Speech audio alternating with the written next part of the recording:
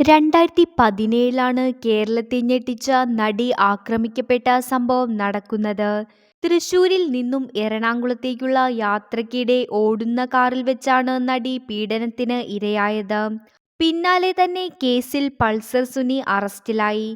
കേസിലെ ഒന്നാം പ്രതിയാണ് സുനി. അത് കഴിഞ്ഞ് മാസങ്ങൾക്ക് ശേഷമാണ് ദിലീപ് അറസ്റ്റിലാകുന്നത്. ഗൂഢാലോചന കുറ്റം ചുമത്തിയായിരുന്നു അറസ്റ്റ്.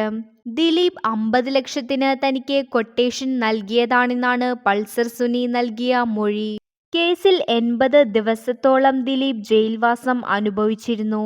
തുടർന്ന് കർശന വ്യവസ്ഥകളോടെ താരത്തിന് ജാമ്യം ലഭിച്ചു. കേസിനെക്കുറിച്ച് പ്രതികരിക്കരുത് എന്നായിരുന്നു വ്യവസ്ഥകളിൽ പ്രധാനം.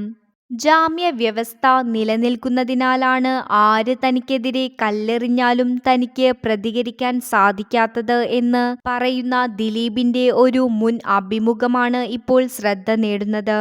ഒരിക്കൽ സത്യം വിളിച്ചു പറയാനുള്ള അവസരം ദൈവം തനിക്ക് തരുമെന്നാണ് പ്രതീക്ഷിക്കുന്നത് എന്നും ദിലീപ് പറഞ്ഞു. തന്നെ ആർക്കു വേണമെങ്കിലും കല്ലെറിയാം, കരിവാരിത്തേക്കാം, പക്ഷേ എനിക്ക് ഒന്നും ചെയ്യാൻ പറ്റില്ല. എന്റെ ശക്തി എന്ന് പറയുന്നത് എന്റെ പ്രേക്ഷകരാണ്. ഞാൻ ചെയ്ത കഥാപാത്രങ്ങളിലൂടെയാണ് പ്രേക്ഷകരെന്നെ ഇഷ്ടപ്പെട്ടത് എന്നാണ് ദിലീപ് പറഞ്ഞത്. അതേസമയം നടി ആക്രമിക്കപ്പെട്ട കേസിൽ അന്തിമവാദം പുരോഗമിക്കുകയാണ്.